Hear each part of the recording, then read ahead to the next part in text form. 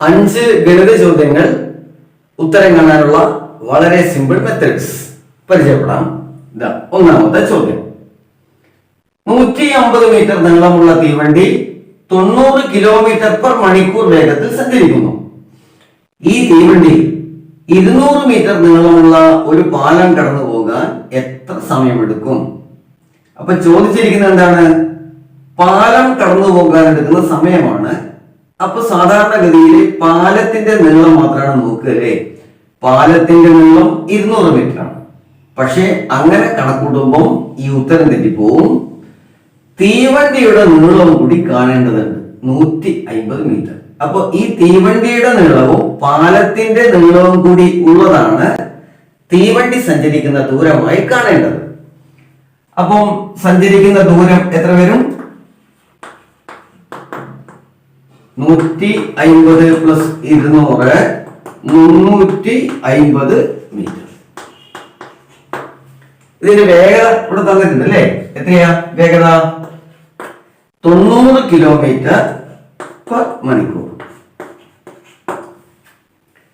ഇവിടെ നമുക്ക് അനുഭവപ്പെടുന്ന ബുദ്ധിമുട്ട് എന്താ അറിയോ? ഇത് 350 മീറ്റർ ആണ്, ഇത് കിലോമീറ്റർ ആണ്. 90 കിലോമീറ്റർ പെർ മണിക്കൂറാണ്. അപ്പൊ എന്ത് ചെയ്യണം? ഇതിനെ ഈ യൂണിറ്റിനെ മീറ്റർ പെർ സെക്കൻഡ് ആക്കി മാറ്റണം. കിലോമീറ്റർ പെർ മണിക്കൂറിനെ മീറ്റർ പെർ സെക്കൻഡ് ആക്കി മാറ്റാൻ എന്താ വഴി? 5/18 കൊണ്ട് ഗുണിക്കുക. അപ്പം 90 ഗുണിക്കണം 5/18.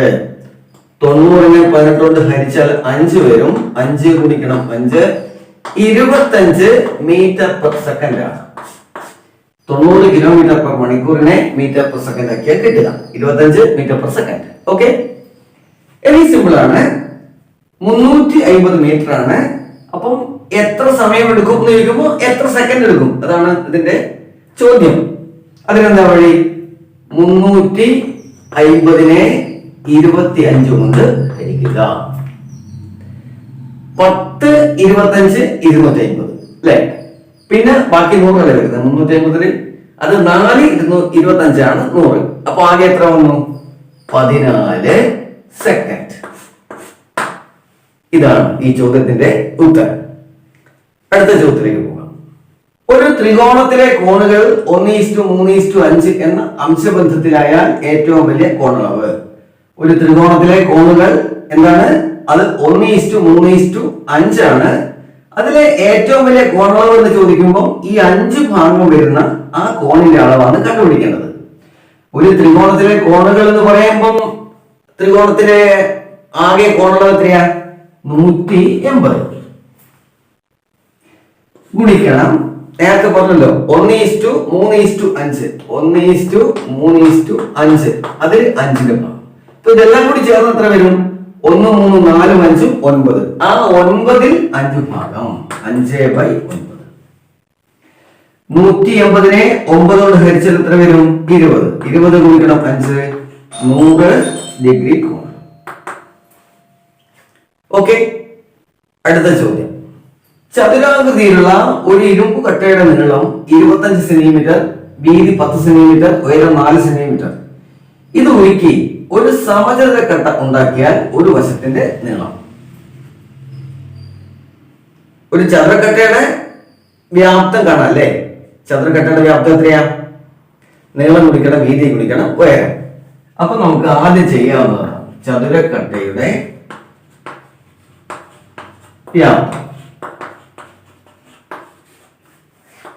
25 ഗുണിക്കണം 10 ഗുണിക്കണം 4. 25 ഗുണിക്കണം 10 250 ഗുണിക്കണം 4 1000 ഘന സെന്റിമീറ്റർ. ഇതേ വ്യാപ്തമുള്ള ഒരു സമചതുരക്കട്ടയുടെ വശത്തിന്റെ അളവാണ് ചോദിച്ചിരിക്കുന്നത്. സമചതുരക്കട്ടയുടെ വ്യാപ്തം കാണാനുള്ള വിദ്യ എന്താണ്? എന്റെ സൂത്രം എന്താണ്? a cube. അതായത് a ഗുണിക്കണം a ഗുണിക്കണം a. അതാണ് 1000 ഘന സെന്റിമീറ്റർ. ഈ 1000 എങ്ങനെ കിട്ടും? ഇതുപോലെ a ഗുണിക്കണം a ഗുണിക്കണം a 10 ഗുണിക്കണം 10 ഗുണിക്കണം 10. അപ്പോ a സമം 10 സെന്റിമീറ്റർ. സിമ്പിൾ ആണ്. അടുത്ത ചോദ്യം, -1 (2) പ്ലസ് -1 (3) പ്ലസ് -1 (4) പ്ലസ് -1 (5). ഞാനിവിടെ എഴുതാം -1 (2) പ്ലസ് -1 (3) പ്ലസ് -1 (4) പ്ലസ് -1 (5). ഓർമ്മിക്കേണ്ട ഒരു കാര്യമുള്ളൂ, കൃത്യംഗം ഒരു ഇരട്ട സംഖ്യയാണെങ്കിൽ ഉത്തരം പോസിറ്റീവ് ആയിരിക്കും, ഒറ്റ സംഖ്യയാണെങ്കിൽ നെഗറ്റീവ് ആയിരിക്കും. അത് മാത്രം ഓർമ്മിച്ചാൽ മതി. ഇവിടെ കൃത്യംഗം പോസിറ്റീവ് ആണ്, അപ്പൊ -1 × -1 +1. ഇവിടെ കൃത്യംഗം ഒറ്റ സംഖ്യയാണ്, അപ്പൊ ഇതിന്റെ ഉത്തരം -1. ഇത് ഇരട്ട സംഖ്യയാണ്, അപ്പൊ +1. ഇത് ഒറ്റ സംഖ്യയാണ്, അപ്പൊ -1. അപ്പൊ 2 -1 വന്നു, 2 +1 വന്നു. അതായത് 2 - 2 എന്നാണ് അർത്ഥം. അത് എത്രയാണ്? 0 ആണ് ഇതിന്റെ ഉത്തരം. അടുത്ത ചോദ്യം, വലിയ അംശബന്ധം 1:2, 4:7, 5:9, 2:5. അപ്പൊ 4 അംശബന്ധമാണ്.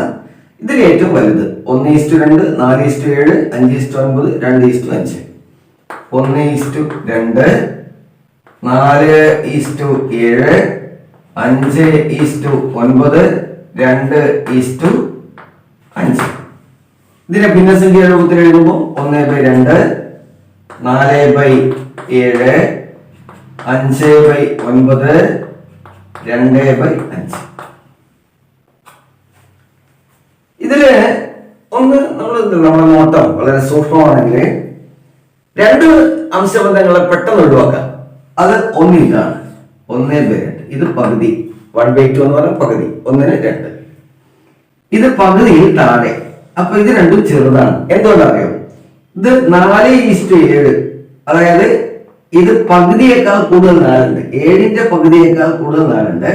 ഇവിടെ 9ന്റെ പകുതിയേക്കാൾ കൂടുതൽ 5 ഉണ്ട്. അപ്പൊ ഇതിൽ രണ്ടിൽ ഏതോ ആണ് വലിയ അംശബന്ധം. ഓക്കെ, അങ്ങനെയാണ് എടുക്കേണ്ടത്. ഇതെല്ലാം കൂടി നമ്മൾ പരിശോധിക്കുമ്പോൾ നമുക്ക് ചിലത് ഒഴിവാക്കാം. നമ്മുടെ ലോജിക്ക്, നമ്മുടെ യുക്തി. അപ്പൊ അവിടെ 4/7 5/9. ഇതിലെങ്ങനെയാണ് വലുത് കണ്ടുപിടിക്കാം? അത് സിമ്പിൾ മെത്തേഡാണ്. ഇതുകൊണ്ട് 9 കൊണ്ട് ഇതിനെ ഗുണിക്കുക, 7 കൊണ്ട് ഇതിനെയും ഗുണിക്കുക. ഏതാ വലുത് നോക്കിയാൽ മതി. 9 കൊണ്ട് 4 ഗുണിച്ചാൽ എത്ര വരും? 36. 7 കൊണ്ട് 5 ഗുണിച്ചാൽ 35. 35 36 ഏതാ വലുത്? 36 ആണല്ലോ. അതായത് 4/7 ആണ്. 4:7 ആണ് ഇതിലെ വലിയ അംശബന്ധം. ഓക്കെ.